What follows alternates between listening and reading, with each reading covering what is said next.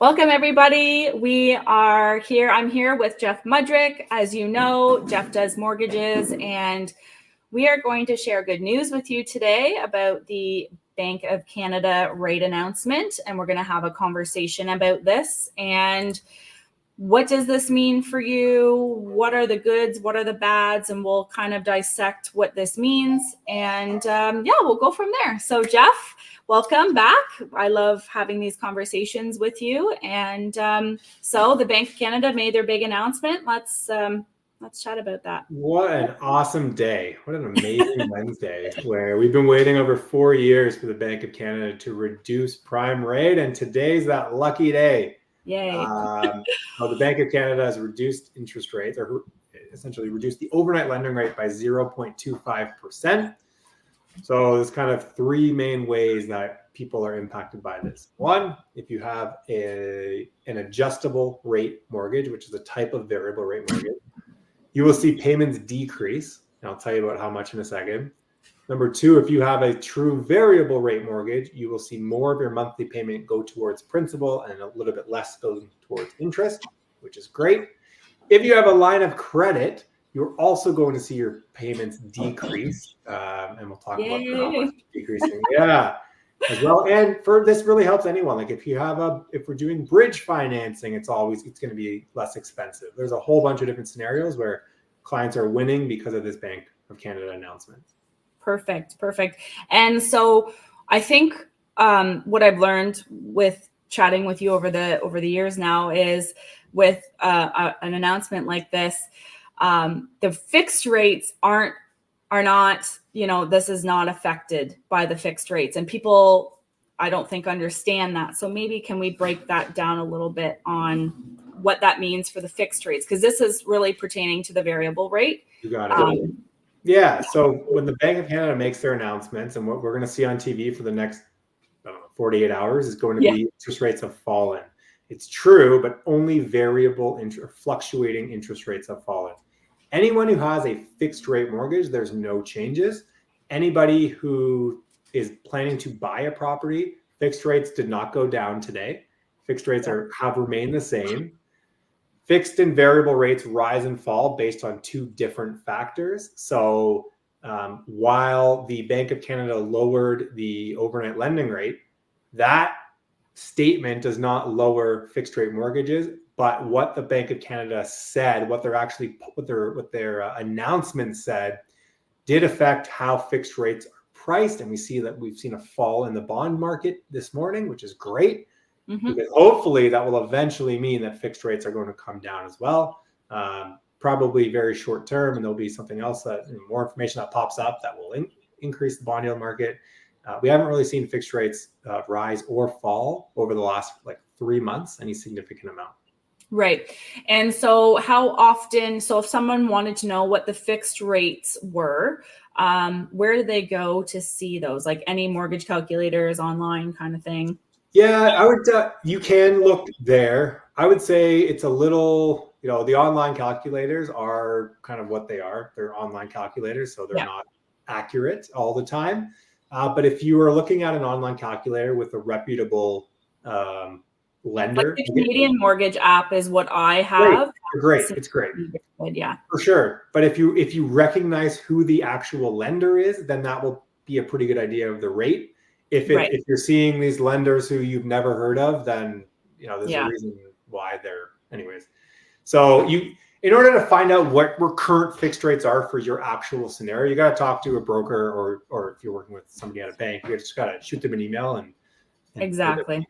So you can reach out to Jeff. He can put you on his list of communications. I know every time you give an update, I get the email just kind of breaking down what rates are doing, which is always super helpful. And I always try to blast out a video to my community just to kind of let them know what's going on. Because otherwise, if you don't have that insider information, it's hard to find accurate information. You know what, too? It's so interesting. So a lot of lenders have changed their policy over the past year with fixed rate mortgages. And I don't know, we're going to dive into this, but let's dive into it a little bit because it's interesting.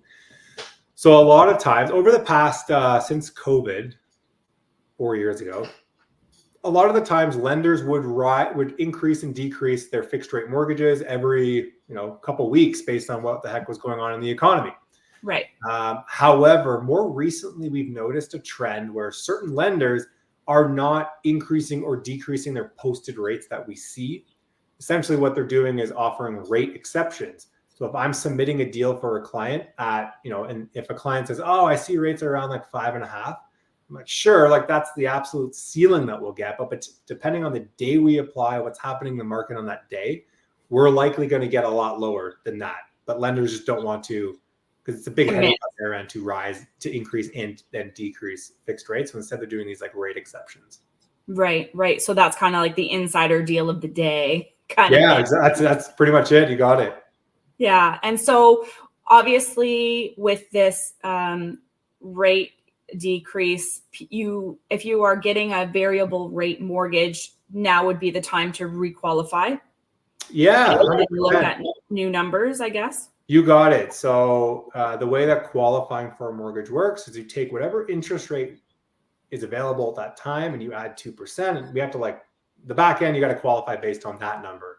Yeah. So because interest rates have fallen 0.25%, if you do want a variable interest rate, your affordability is going to increase somewhere around like $20,000 to $30,000 in purchasing, in buying power, which is not an insignificant amount of money, especially in a market where there are lots of properties on the market.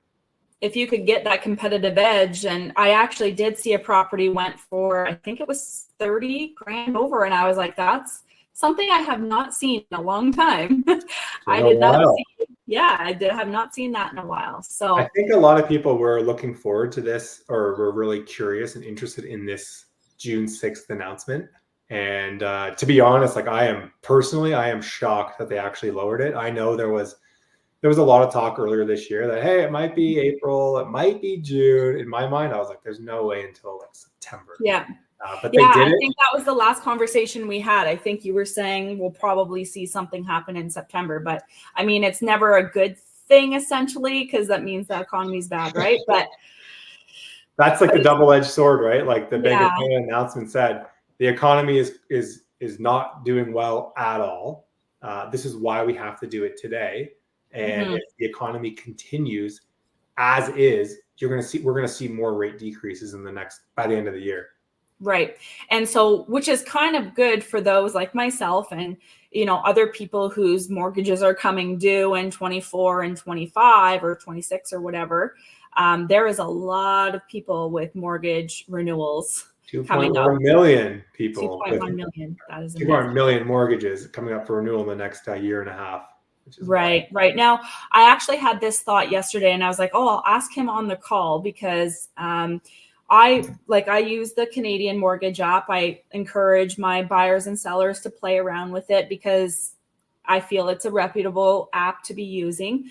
Now, if somebody wants to play around with numbers and see, what is my mortgage going to look like? I know a lot of us are kind of in panic mode, thinking like, rates are a lot higher than they were when we locked in at 1.84. Yeah. So, and people are kind of in a panic mode. If they pop into a reputable mortgage calculator, what do they need to be putting in? Just the rate and what their mortgage is going to roughly, or what their mortgage is, say, like their mortgage balance.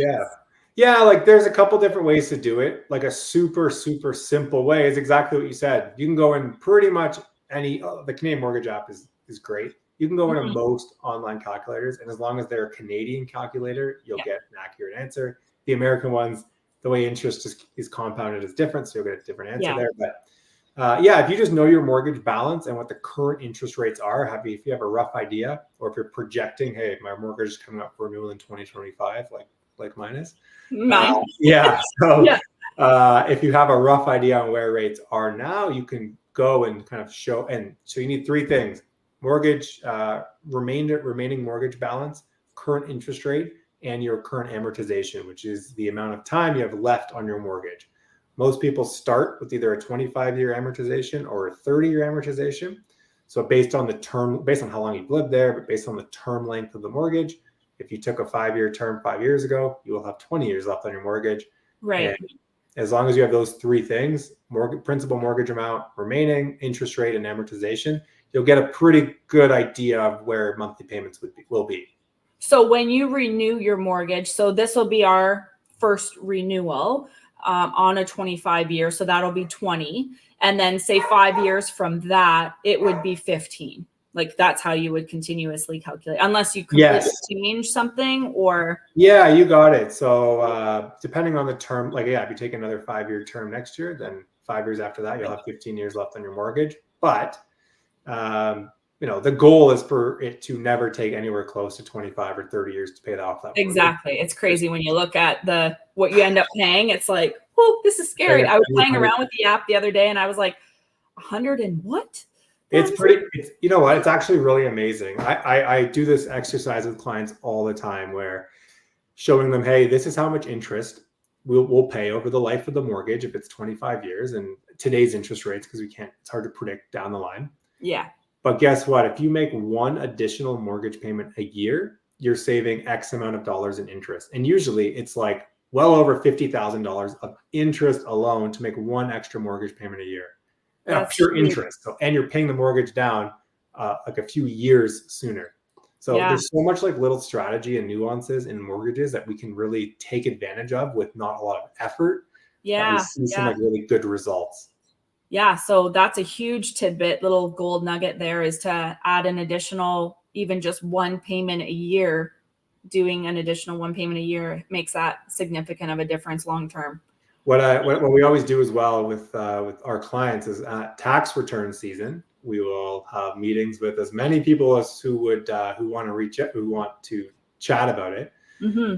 But a lot of times, depending on obviously professions and careers and all that, people will get a lump sum of cash for their taxes, and we will encourage to throw that on the mortgage. And here's why. Here's what happens when you throw a $3,000 return on that mortgage, on the principal balance of the mortgage. Mm-hmm. Look how much interest we're saving. It's a pretty good investment. And it's money that they already didn't have. So the fact that you should never be banking on your return as an income chunk anyways, right? So it makes total sense. And if you're a 2-income household, that can make a huge difference. And I know that like with different mortgage companies, they all have different, benefits to being able to add money onto, like all those funky things that they have. But sometimes you can do like a one lump sum of X amount or that's whatever.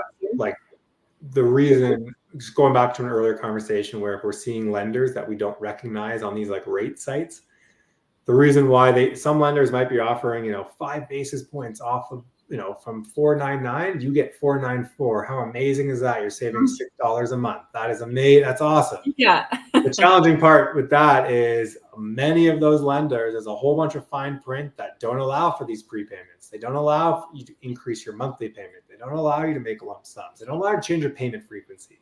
Yeah. You're locked in, and from a lender's perspective, it is.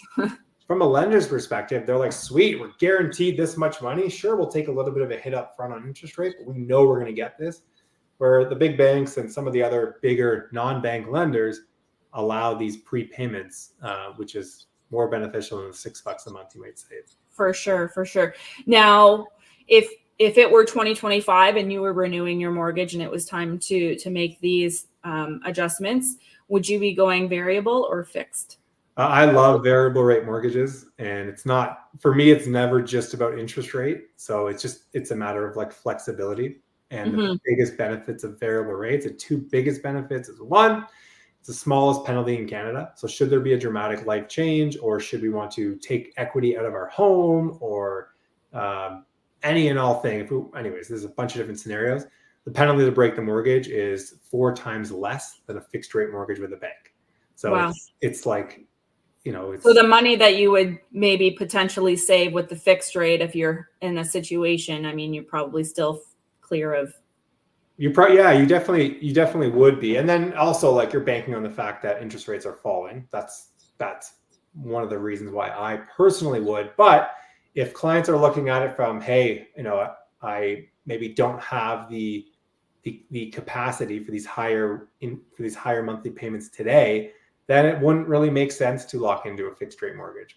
Right. Variable rate. The other benefit of a variable rate is at any point throughout the term of your mortgage, so all variable rate mortgages are 5-year terms, at any point you can convert your variable rate to whatever the current fixed rates are. Right. So if you project fixed rates to drop, amazing. Instead of locking in at 5% today, maybe in 6 months they drop to 4.5%, and then you can lock in at 4.5%. Right. All banks want clients in fixed rate mortgages because it's kind of guaranteed money. Yeah, exactly. Right. And that was the other question, but you answered it already, was variable rate mortgage terms. You said are 5 years. Yeah, there are some like 3-year options, but the rate that clients get on a 3-year is just not really beneficial. And the calculation is the same. And those who are maybe more on the fixed rate side, who might want to be, locking in the fixed side, I know that you've always really said that 3 years is probably good, but what are your thoughts on, if you're locking in on a fixed rate, what are your thoughts on term length? I still am standing by a 3-year. And the only reason, if we were seeing bigger discounts on a 5-year compared to a 3-year, like if we were seeing a 5-year at 4.5% and a 3-year at 5%, then there's like a lot more of a conversation to be had. But right now we're seeing a 3-year at 5% and a 5-year at like 4.94 or 4.9. Like it's not significant, not big enough to warrant the extra 2 years of being locked in and those extra 2 years of potential penalty. There are ways around penalties, and again, every client's a bit different. But for me, I have a little bit more faith that rates will not stay higher for as long. Right. I believe on the first, on our second house, when we were breaking our mortgage, I don't know if it was to refi or if it was to buy this house. I can't remember, but there was I think it was like $12,000 or $13,000. Like, yes, that's a big chunk. I mean, when you're selling and that's kind of being consumed by that.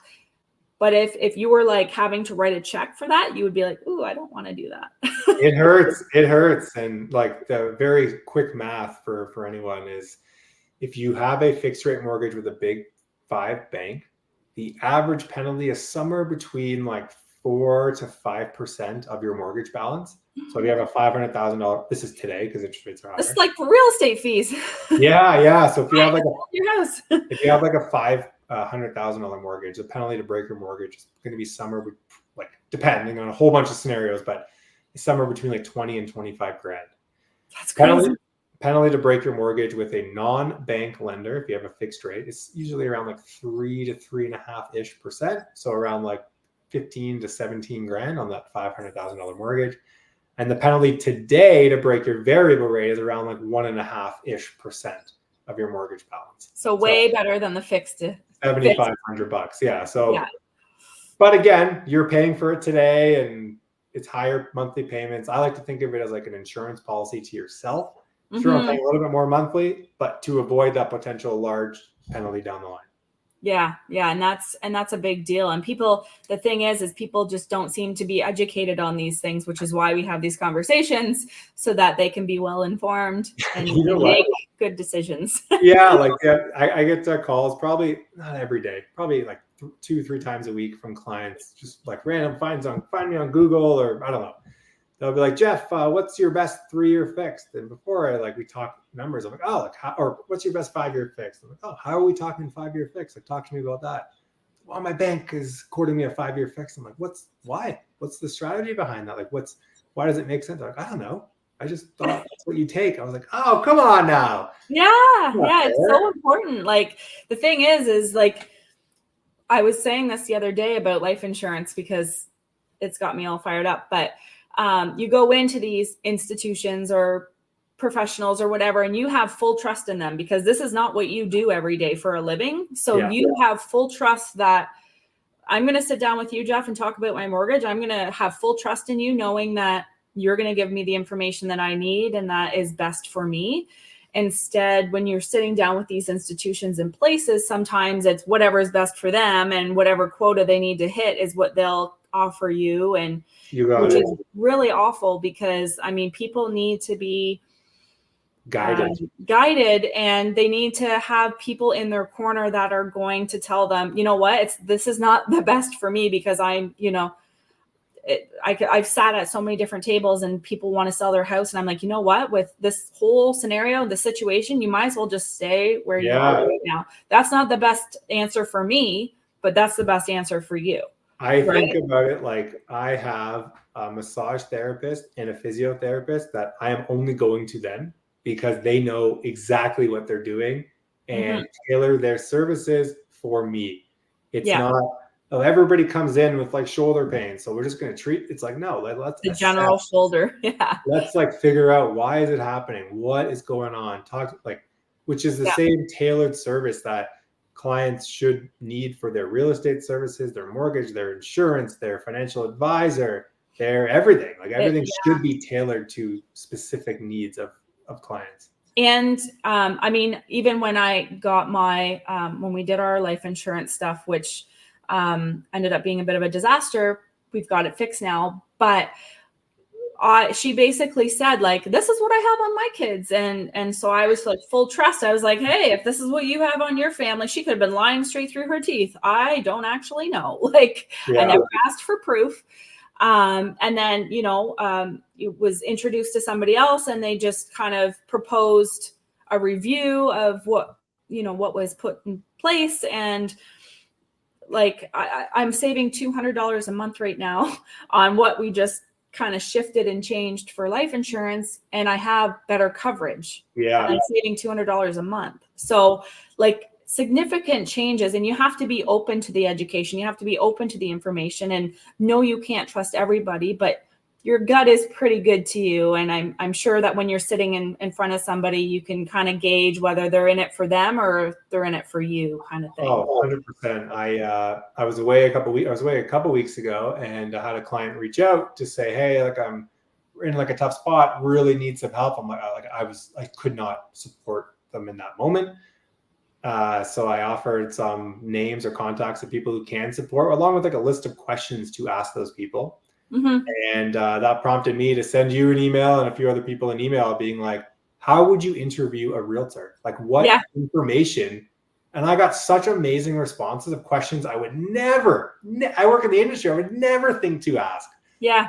And because you need that like support, you need that trust in the people that you're working with, or else the advice you're getting might be wrong or just like, not. And that's the thing. When people do real estate transactions and the realtor has no idea who's doing the mortgage, has no connection to the person doing the mortgage, I'm like, that's usually like the first thing I want to do is I want to connect with who's doing the mortgage so that we are on the same page. I know what I can help them with.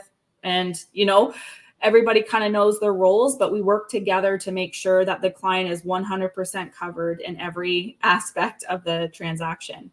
You got it. Yeah. And that's like, in my mind, that has to be number one. Yeah. It's silly to me for people to just kind of go with whatever. It just doesn't make sense. Yeah. But is there anything else that you would like to add to this announcement, or maybe a tidbit of information? I think we've kind of gone through quite a bit, but. Oh, I think it's just very interesting. I think, and again, I'm sure we'll have more conversations about the impacts of this on buyers and sellers and what it means for the actual real estate market. But for now, I think if you are interested in a variable rate, there's a bit of a gap between still fixed, like almost like a 0.75% gap. And, it might make sense to start looking more seriously at variable. It might not for your situation. So just talk to somebody, as Michelle's kind of mentioned, talk to somebody you trust, and make sure you're getting like kind of all the different scenarios. And you guys can always reach out to myself or Jeff. You need to start putting your number underneath your name so people can just call you or text you. But yeah, so we can answer any questions. I am not the mortgage person. He is the mortgage person. And so if you come to me with the question, I'm going to him with the question. So I'm not going to answer it, but I'll make sure that the professional does, and I get you the answer that you need. So we'll continue to do these conversations and do our best to educate people on what it is that they need to know so that they can make the best real estate decisions that they can. Awesome. Well, thanks for having me, Michelle. We will talk to you again. Bye. Okay, bye-bye.